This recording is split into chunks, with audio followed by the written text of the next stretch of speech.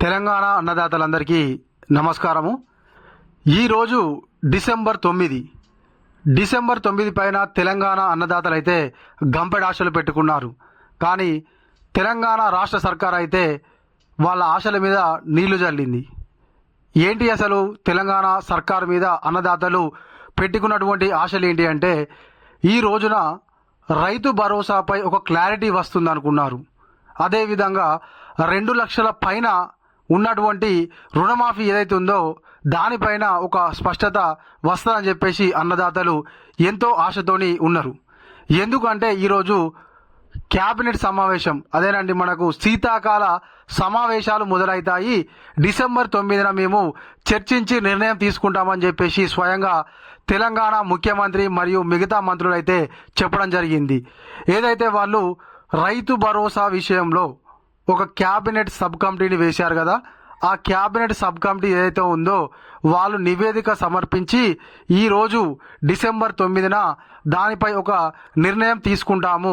ఎన్ని ఎకరాల వరకు రైతు భరోసా ఇస్తే బాగుంటుంది, అదేవిధంగా ఎంత మేరకు రైతు భరోసా ఇవ్వాలి అంటే 2 సీజన్లకు సంబంధించిందా, ఒక సీజన్కు సంబంధించిందా, అదేవిధంగా ఈ యొక్క ట్యాక్స్ పేయర్లు ఎవరైతే ఉంటారో ఇన్కమ్ ట్యాక్స్ కానీ లేకుంటే జిఎస్టీ కట్టేవాళ్ళు కానీ వాళ్లకు రైతు భరోసా ఇస్తే ఎన్ని ఎకరాల వరకు ఇవ్వాలి అనేది, మరియు రైతు భరోసా అనేది గతంలోనైతే మనకు 5,000 రూపాయలు వచ్చేది, మరి ఇప్పుడు 7,500 రూపాయలు అయితే ప్రస్తుతం ఉన్నటువంటి కాంగ్రెస్ గవర్నమెంట్ ఇస్తానని చెప్పడం జరిగింది.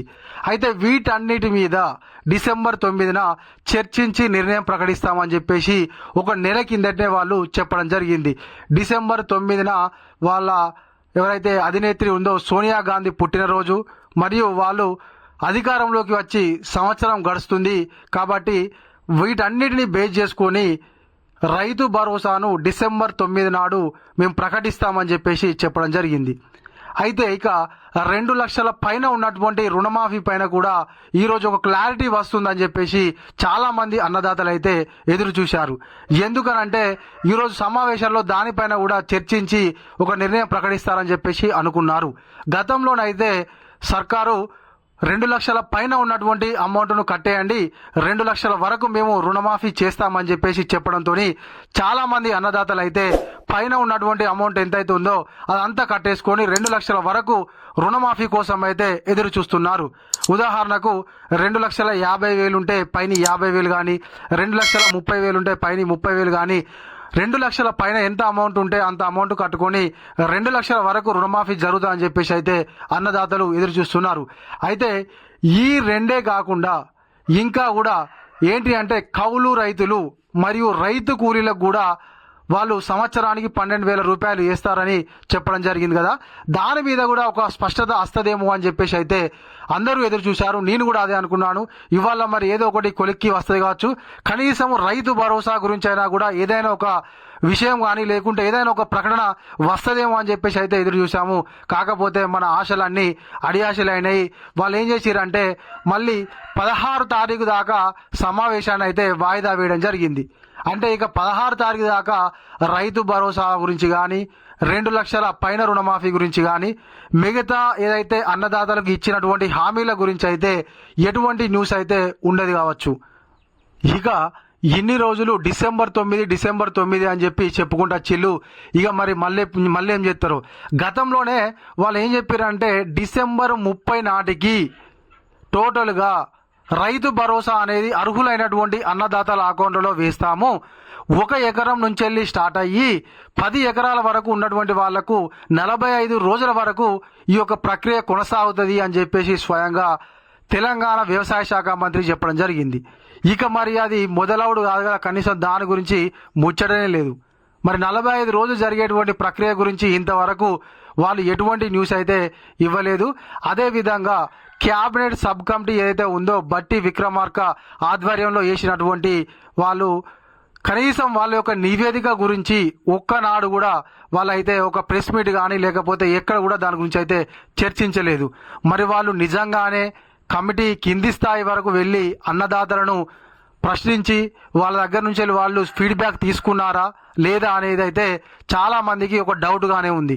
మరి వాళ్ళు కింది స్థాయిలో వెళ్ళి ఎక్కడ కూడా వాళ్ళు ఎంక్వైరీ చేసినట్టు కానీ లేకుంటే అన్నదాతను కలిసినట్టు కానీ ఎక్కడనైతే మనకు గతంలో న్యూస్ అయితే రాలేదు.